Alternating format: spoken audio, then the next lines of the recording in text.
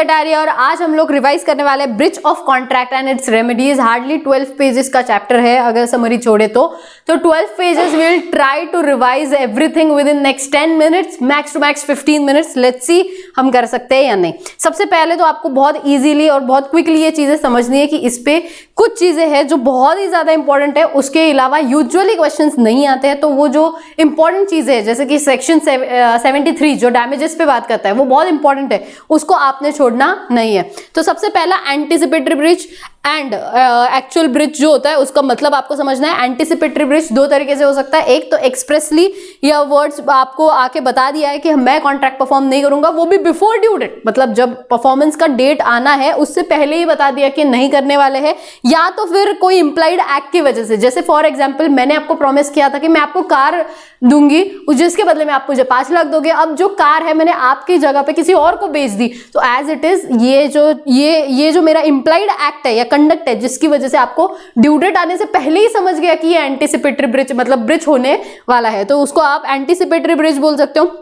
दूसरा जो anticipatory breach होता है उसके इफेक्ट्स क्या होते हैं, ये सिमिलर है कुछ सर्टेन एक्सटेंट तक। जो सेक्शन 39 जो आपने देखा था वैसा ही है, जो लास्ट सेशन जो मैंने डाला था परफॉर्मेंस ऑफ कॉन्ट्रैक्ट पे, उसके बारे में जो वहां पर जो लिखा हुआ था सेक्शन 39 वही सारी चीजें कि या तो आप कॉन्ट्रैक्ट को रिसाइंड कर दो या तो फिर आप वेट करो कि जब तक ड्यू डेट नहीं आता है, अगर जिस दिन ड्यू डेट आएगा उसके बाद यू टेक द एक्शंस, या फिर आप रिसाइंड नहीं करने वाले आप कॉन्ट्रैक्ट को, अगर रिसाइंड नहीं करते हो और सामने वाला कंटिन्यू करने वाला होगा तो आप कॉम्पेंसेशन क्लेम नहीं कर सकते अनलेस एंड अनटिल नोटिस दिया हुआ होगा। ये ऑलरेडी हमने देख लिया है।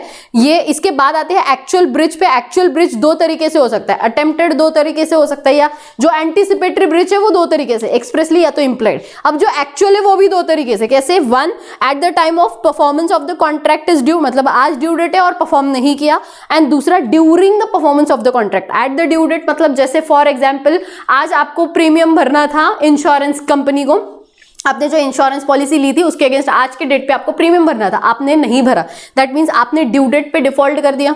या फिर during the performance of contract, जैसे फॉर एग्जांपल मेरा आपका कॉन्ट्रैक्ट है, मुझे आपको पढ़ाना है ओवर द 3 मंथ्स।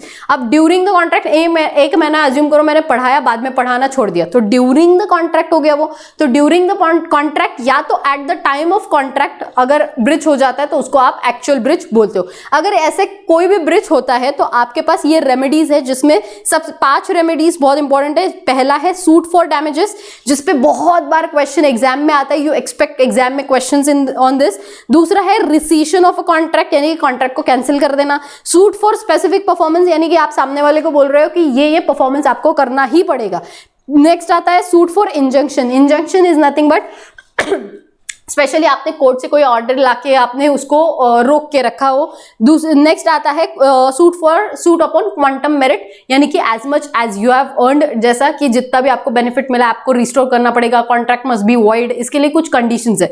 बट सबसे इंपॉर्टेंट जो है वो ये है जिसको आपको सबसे इंपॉर्टेंट मतलब बहुत ज्यादा फोकस करके पढ़ना है, जो कि है सूट फॉर डैमेजेस, जो कि सेक्शन 73 बात करेगा। सेक्शन 73 में देखो 2 तरीके के डैमेजेस सबसे इंपॉर्टेंट है ये वाले, बाकी के हम बाद में डिस्कस करेंगे। सबसे पहले 2 डैमेजेस पे समझो क्योंकि इस पे case study based question exam में आ सकता है। 1 इज जनरल और ordinary damages and the second is special damages. General and ordinary damages आपको तब मिलेंगे जब वो नेचुरली मतलब ड्यूरिंग द कोर्स होगा, नेचुरली अरोज होगा during the usual course of business, तो वो डैमेजेस को आप बोलोगे नेचुरल या ऑर्डिनरी डैमेजेस। एंड उसके लिए ये केस लॉ एग्जाम में याद रखना, ये केस लॉ का नाम लिखना मैंडेटरी है। दूसरा है स्पेशल डैमेजेस। स्पेशल डैमेजेस क्या होता है? यूजुअल नॉर्मल अराइज नहीं होता, यहाँ पर आपको रिसीव होता है नोटिस कॉन्ट्रैक्टिंग पार्टीज में, एंड ये यूजुअली अराइज नहीं होता। Not only damages arising usually but directly जो भी ब्रीच आपने किया है उसके लिए आपको स्पेशल सर्कमस्टेंसेस में एक नोटिस देके आपको वो मिलता है। इसके लिए मैं आपको एग्जाम्पल देती हूँ, 2 एग्जाम्पल्स आएंगे, ध्यान से समझना कि क्या क्या एग्जाम्पल्स है।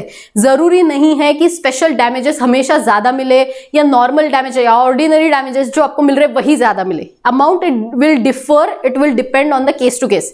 जैसे सबसे पहला एग्जाम्पल मैं आपको दे रही हूँ कि अज्यूम करो मैंने आपके साथ कॉन्ट्रैक्ट किया है, ठीक है, या फिर एक का एग्जाम्पल ले लेते A, B एंड C, ठीक है। ए जो है वो बी को एक मशीनरी प्रोवाइड करने वाला था, ठीक है। अज्यूम करते हैं ये एक मशीनरी है, ये मशीनरी है, अज्यूम करो ये जो मशीनरी उसको देना है ये 10 लाख की मशीनरी है, और इस मशीनरी का यूज करके सी के साथ बी जो है उसने कॉन्ट्रैक्ट किया है अप्रोक्सीमेटली ऑफ रुपीज, अज्यूम करते हैं हम लोग 25 lakhs। ठीक है, अब हुआ ये है कि ए ने बी के साथ कॉन्ट्रैक्ट किया है कि ए बी को मशीनरी देगा, जिसके बदले में बी ए को जो है वो 10 लाख देने वाला है। अब हुआ ये ऑन ड्यू डेट ये जो मशीनरी है ए ने बी को दिया ही नहीं। इन दिस सिचुएशन बी को अगर सिमिलर मशीनरी मार्केट से 12 लाख रुपए में लेना पड़ा तो फिर बी जो है वो ए से कितना कॉम्पेंसेशन ले सकता है, या कितना नेचुरली और रोज in the course of business में कितना वो मतलब उससे पैसा वसूल सकता है एज ए डैमेजेस। सीधी सी बात है 12 - 10 यानी कि 2 लाख का, ये सीधे सा बात है, ये है ऑर्डिनरी डैमेजेस। अब बात करते हैं स्पेशल डैमेजेस की। ध्यान से समझो, ए एंड बी का कॉन्ट्रैक्ट है, ठीक है।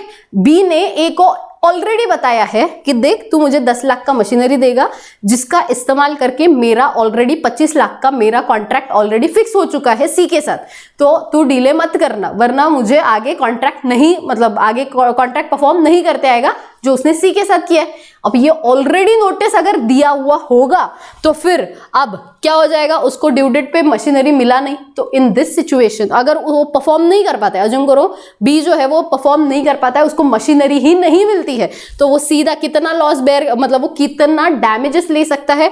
10 लाख का मतलब वो मशीनरी देना चाहता था, वो तो दिया नहीं, बट उसको ये जो इनडायरेक्ट लॉस हुआ है ना, इनडायरेक्ट, ठीक है, इनडायरेक्ट लॉस ये आप सिर्फ तब क्लेम कर सकते हो जब आपने नोटिस दिया हो, यानी कि ये kind of a special damages होते हैं। स्पेशल डैमेजेस में आपको सामने वाले को इंटीमेशन देना है, आपको सामने वाले को नोटिस देना जरूरी है, तभी जाके आप स्पेशल डैमेजेस क्लेम कर सकते हो, वरना आप स्पेशल डैमेजेस क्लेम नहीं कर सकते। तो ऑर्डिनरी में आपने नोटिस नहीं देना है, मतलब आपने ऑर्डिनरी में सिर्फ आप दोनों पार्टीज के बीच का कॉन्ट्रैक्ट पता है, सामने वाले को पता ही नहीं कि आगे क्या होना है, तो लॉस ऑफ प्रॉफिट जो आपको हुआ है या इनडायरेक्ट लॉस जो हुआ है वो क्लेम ऑर्डिनरी में नहीं होगा लेकिन स्पेशल में होगा।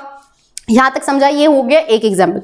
दूसरा एग्जांपल ध्यान से समझो, हुआ ये है कि ए बी सी नहीं लेते, XYZ लेते ताकि एग्जाम्पल में कंफ्यूजन ना हो, XYZ, ठीक है। अब हुआ ये है एक्स ने वाई को बोला है कि मैं तेरे से 1000 बॉटल्स का कॉन्ट्रैक्ट करूंगा, जिसके लिए मैं तुझसे 4.5 रुपीज पर बॉटल के अकॉर्डिंगली लूंगा, एंड बाद में मैं वो Z को बेचूंगा एट ₹5। अंडरस्टूड? समझा क्या? ये पॉइंट समझा है आपको? अब ध्यान से समझो होने क्या वाला। अब होगा ये कि अज्यूम करो एक्स ने वाई से कॉन्ट्रैक्ट कितने का किया था, 4.5 पे, और आगे जाके वो 5 रुपीज से बेचने वाला था 1000 बॉटल्स। अब हुआ ये contract on the due date performance किया ही नहीं, एक्स ने वाई को दिए ही नहीं बॉटल्स 1000, तो अब क्या होगा इन दिस सिचुएशन, वो ऑर्डिनरी अगर उसको 5 रुपए से मार्केट से लेना पड़ा तो इन शॉर्ट उसका लॉस कितना होगा, 0.5 इंटू 1000 रुपए यानी कि 500 रुपए, 0.5 इंटू 1000 यानी कि 500 रुपए का लॉस है। ये उसके ऑर्डिनरी डैमेजेस हो गए। अब हुआ ये कि वाई ने एक्स को नोटिस दिया था, ठीक है, वाई ने एक्स को नोटिस दिया था और एक्स ने वो उसका जो भी उसको परफॉर्म करना था उसने दिए नहीं 1000 बॉटल वाई को ऑन ड्यू डेट। अब वाई को जो है जेड को ऑब्लिगेशन को फुलफिल करने के लिए मार्केट से लेने पड़े 7.5 रुपीज से बॉटल्स, ठीक है। यहां पर जो है उसने यहां पर देखो दो सिचुएशंस होंगी, एक 7.5 से मार्केट से ले रहा है, यहां पर ठीक है मार्केट से जितने से, यहां पर मैंने अज्यूम किया मार्केट से 5 रुपीज में ही लिया, तो सीधी सी बात है 4.5 5 - 4.5 0.5 इंटू 1000, तो 500 रुपए का आपका लॉस हो गया जो आपने रिकवर किया। अब हो ये रहा है 7.5 से मार्केट से लेना है। अब दो सिचुएशन 7.5 में, एक x is aware of it and x is not aware of it, ठीक है। एक्स को पहले से पता था एंड एक्स को पहले से पता नहीं था। एक्स को पता नहीं है तो एक्स एंड वाई के बीच में कॉन्ट्रैक्ट है, तो जो भी ऑर्डिनरी डैमेजेस होंगे उसने मार्केट से जो भी लिया होगा वो आएगा। मतलब कितना रे 7.5 उसको लेना पड़ा, 7.5 से उसको लेना पड़ा 7.5 - 4.5 इंटू 1000। क्या हुआ ध्यान से देखो, इस एग्जाम्पल में बहुत ज्यादा आपको कंफ्यूजन हो सकता है। क्या हो रहा है देखो 7.5 इंटू 4 - 4.5 इंटू 1000 यानी कि अप्रॉक्स 3 रुपीज, 5.65 3 रुपीज इंटू 1000 यानी कि 3000 रुपए जो है वो ऑर्डिनरी डैमेजेस क्लेम करेगा, ठीक है। क्यों? क्योंकि एक्स को पता नहीं था, एक्स को पता ही नहीं है। अब डायरेक्टली जितना भी मार्केट से लेने का उसका लॉस था वो रिकवर करेगा, राइट। लेकिन अब हुआ ये है एक्स को पता है, अब एक्स को जो पता है वो क्या है रे, एक्स को पता है कि ये 5 रुपए में बेचने वाला था, यानी कि इसका इनडायरेक्ट लॉस कितना हुआ है स्पेशल डैमेजेस में, इनडायरेक्ट लॉस हुआ उसका सिर्फ 0.5 इंटू 1000, 0.5 इंटू 1000 यानी कि कितना, 500 रुपए। मतलब यहाँ पर बता के फंस गया वो, यहाँ पर बता के फंस गया। तो स्पेशल डैमेजेस जो वो क्लेम करेगा वो सिर्फ और सिर्फ कितना करेगा, 500 रुपीज ही करेगा। एंड इन दिस सिचुएशन वो 3000 करेगा as a special damage, not ordinary, special damages. क्यों रे, क्योंकि यहाँ पर क्या हो जाएगा, यहाँ पर उसको पता नहीं था तो ऑर्डिनरी बोल सकते हो आप, इसको चाहिए तो स्पेशल की जगह ऑर्डिनरी बोल दो। बट हाँ, आप ये चीज समझो, यहाँ पर ऑर्डिनरी तो उसको मिलेगा, यहाँ पर स्पेशल डैमेजेस जो है वो 500 मिल रहे हैं। क्यों स्पेशल डैमेजेस, क्योंकि इनडायरेक्ट लॉस जो उसको मिला है। अब इनडायरेक्ट लॉस जो स्पेशल डैमेजेस है वो जरूरी नहीं कि वो ज्यादा ही हो हमेशा ऑर्डिनरी डैमेजेस का, ये जरूरी नहीं है। वो यहाँ पर 7.5 माइनस मतलब करके कि मैंने मार्केट से 7.5 पे लिया, नहीं, यहाँ पर जितना उसको इनडायरेक्ट लॉस हुआ है उसकी वजह से सिर्फ वो as a special damages claim करेगा। हाँ, यहाँ पर ऑर्डिनरी डैमेजेस के थ्रू वो चाहे तो यहाँ पर बचा हुआ अमाउंट क्लेम करे, but it will depend on the your situation और द क्वेश्चन में भी। बट ये ध्यान से समझो, जरूरी नहीं होता कि स्पेशल डैमेजेस हमेशा ज्यादा हो as compare to ordinary damages. ये बहुत ध्यान से समझना। ये क्लियर हो गया होगा, तो let's go ahead with the next. ये हो गया आपको कि ये आपको बहुत क्लियर है कि जो स्पेशल डैमेजेस होते हैं उसमें नोटिस देना जरूरी है, सामने वाले को पता होना चाहिए टू क्लेम इनडायरेक्ट लॉस। उसके बाद आते हैं नेक्स्ट इस पे, जो है विंडिक्टिव डैमेजेस। ओनली 2 सिचुएशंस में आएंगे। पहले एक तो शादी का प्रॉमिस किया और फिर निभाया नहीं, और दूसरा डिसऑनर चेक का किया तो। नॉमिनल डैमेजेस मतलब 1000 रुपए आप लेते हो as a damages. Damages for deterioration मतलब कोई भी लॉस होता है, आपको डेटोरिएट होती है आपकी जो भी कमोडिटी है, गुड्स एंड सर्विसेज है, तो वो डीले की वजह से, तो फिर आपको वो क्लेम मिल सकते हैं। इसके बाद प्रीफिक्स डैमेजेस, आपके कॉन्ट्रैक्ट में जो भी प्रीफिक्स डैमेजेस अगर डिसाइड होंगे तो वो आपको मिलेगा प्रीफिक्स्ड, और जो भी आपका लॉस है which ever is lower usually होता है, तो यहाँ पर वो आपका क्लेम आप कर सकते हो। यहाँ पर एग्जाम्पल ऑलरेडी दिया हुआ है। इसके बाद सेक्शन 74 में पेनल्टी वर्सेस लिक्विडेटेड डैमेज की बात करी है, English law and Indian law को कंपेयर करके। इन शॉर्ट यहाँ पर हर जगह पे एक वर्ड बहुत रिपीटेड है, एग्जॉर्बिटेंट या मतलब एक्स्ट्राविगेंट, मतलब जो एक्स्ट्रा ओवर एंड अबाउ जो आपको पनिश करने के पॉइंट ऑफ व्यू से किया है उसको पेनल्टी बोलो, एंड नॉर्मली जो है वो डैमेजेस है। ये डिस्टिंग्विश एक बार पढ़ के जाना है एग्जाम से पहले। इसके अलावा और बाकी जितनी चीजें, रिसिशन कर सकते हैं कॉन्ट्रैक्ट को सीधा खत्म करके, या फिर क्वांटम मेरिटो यानी कि क्या, as much as you have earned, आप उतना आपको मतलब आप उतना रिकवर कर सकते हो। स्पेशल परफॉर्मेंस डिमांड कर सकते हो, इंजंक्शन यानी कि कोर्ट से ऑर्डर लेके आ सकते हो। इस तरीके से आप लोग कॉन्ट्रैक्ट जो है वो परफॉर्म कर सकते हो, मतलब कॉन्ट्रैक्ट जो ब्रिच हुआ है कॉन्ट्रैक्ट का उसके अगेंस्ट आप डैमेजेस क्लेम कर सकते हो। सेक्शन 73 छोड़ के नहीं जाना, उस पर जितने हो सकते हो उतने प्रैक्टिकल क्वेश्चंस करो। एंड इसी के साथ ये जो पर्टिकुलर यूनिट है इसका रिवीजन खत्म होता है। Will meet in the next session. Till then take care, bye bye.